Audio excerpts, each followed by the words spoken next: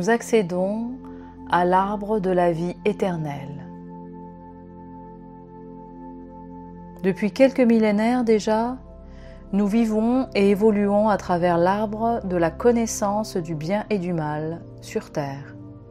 Nous oscillons entre le bien et le mal, entre la lumière et l'obscurité, entre la vie et la mort. Et connaissons aujourd'hui, après toutes ces vies, après toutes ces expériences, le bien et le mal, ou plutôt ce qui est bon et mauvais pour nous-mêmes. Cette oscillation, telle un pendule, ou dualité comme on l'appelle encore parfois, n'est autre que notre capacité à nous extraire de nous-mêmes pour nous observer, pour nous découvrir, pour nous connaître, savoir qui l'on est. Un espèce d'interrupteur pour allumer la lumière sur des parties très profondes et sombres en nous-mêmes. Nous sommes tel un arbre, et particulièrement l'arbre de la connaissance du bien et du mal des écrits religieux, ou Jardin d'Éden, le paradis terrestre de l'être humain. Mais un autre arbre majestueux s'y trouvait également, l'arbre de la vie éternelle. Nous ne parlons là ni de faute, ni de péché originel, mais seulement du Jardin d'Éden. L'histoire du Jardin d'Éden n'est pas une simple histoire ou légende. Elle fait partie de l'histoire de l'humanité, inscrite dans ses mémoires, dans sa chair. Cependant, comme toutes les histoires, tout dépend de l'œil avec lequel on la regarde, c'est-à-dire avec la conscience qui interprète l'histoire. Alors regardons cette histoire avec l'œil de notre conscience divine, l'œil de l'unité, notre troisième œil, sans jugement. Le paradis terrestre, le Jardin d'Éden, est ce jardin luxuriant où vivaient Adam et Ève avec les animaux et en relation directe et constante avec leur Créateur, Dieu. Deux arbres particuliers et uniques s'y dressaient, l'arbre de la connaissance du bien et du mal et l'arbre de la vie éternelle. Ces deux arbres étaient tous deux interdits à Adam et Ève, l'un menait à la mort, l'autre à la vie éternelle. Deux directions qui peuvent paraître bien éloignées l'une de l'autre, et pourtant, ces deux arbres n'étaient pas loin l'un de l'autre, et surtout résidaient dans le même jardin, le paradis terrestre de l'être humain. Le Jardin d'Éden, c'est le jardin de vie d'Adam et Ève, le jardin de vie de l'homme et de la femme avec leur Dieu, leur Créateur. Dans le jardin de vie se trouvaient ces deux arbres divins. Et aujourd'hui, après ces millénaires passés à manger du fruit de l'arbre de la connaissance du bien et du mal, nous avons enfin retrouvé l'unité avec Dieu. Nous avons voyagé de part et d'autre de la terre, de part et d'autre en nous-mêmes, et enfin, nous avons retrouvé le chemin qui mène à ce Jardin d'Éden, à notre paradis terrestre intérieur, oublié, d'où nous avons été chassés ou égarés. Nous sommes restés toutes ces années affamés, malgré tous ces fruits ingurgités.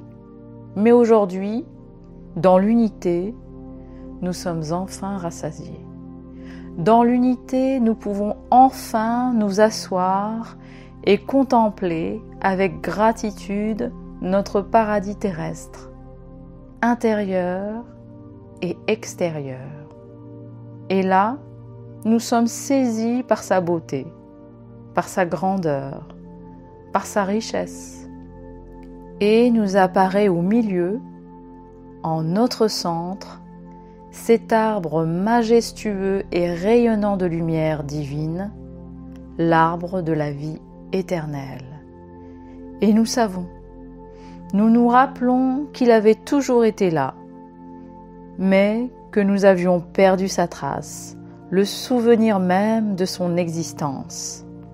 Là, près de nous, en nous, mais nous n'y avions plus accès. nous nous en étions éloignés.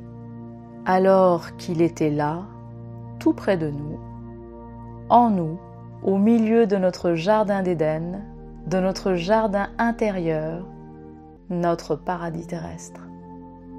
Alors, comment y avoir accès? Comment pouvoir le toucher et laisser couler en nous cette vie éternelle promise par les prophètes et les sages anciens? Simplement en laissant couler la vie en nous sans résistance aucune. Ces résistances appartiennent au passé. Laissons la vie s'écouler dans notre quotidien en accompagnant par notre conscience tout ce qu'elle nous propose. Tout, en confiance et en gratitude. La confiance d'abord, qui ferme la porte à l'orgueil, à l'ego, puis la gratitude, qui ferme la porte au rejet, au jugement. Ces trois portes nous sont familières, car ce sont ces trois portes qui nous ont éloignés du jardin d'Éden. La non-conscience d'abord, l'orgueil et le jugement. En laissant couler la vie en nous, dans notre vie, sous la bienveillance de notre conscience, nous fermons les trois portes ouvertes au jardin d'Éden. Nous fermons les trois portes de notre passé. Par notre conscience, nous laissons la vie s'écouler en accueillant tous les événements qu'elle nous propose dans leur justesse, pour ce qu'ils sont, une partie de nous-mêmes, dans la confiance et la gratitude, jusqu'à ce que nous soit révélé ou manifesté ce que nous voulons.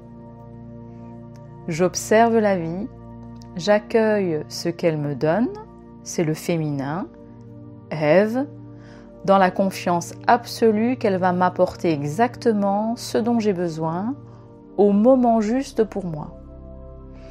Et je remercie ensuite, c'est-à-dire je reconnais, c'est le masculin, c'est Adam. À chaque étape, car comme je suis dans la conscience divine christique, je sais qu'à un moment ou à un autre, les événements vécus sont un cadeau. Même si ça semble parfois difficile, indispensable à mon cheminement, à mon bonheur. C'est l'union d'Adam et Ève en moi et autour de moi. Tout est un cadeau au jardin d'Éden. L'arbre de la vie éternelle nous nourrit de la majesté et de l'abondance intarissable de toute la création. Une fois que nous avons retrouvé notre jardin d'Éden intérieur, nous retrouvons notre habilité à savoir ce qui est bon pour nous.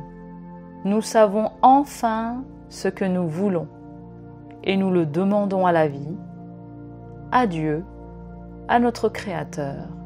Et ensuite, nous observons ce que la vie nous propose par notre conscience et la laissons couler, s'exprimer à travers notre vie dans la confiance qu'elle est en train de nous exaucer et nous la remercions.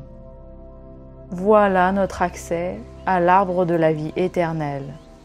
Nous devenons nous-mêmes l'arbre de la vie éternelle qui s'écoule dans chacune de nos cellules, dans chaque partie de notre corps et dans chaque partie de notre vie.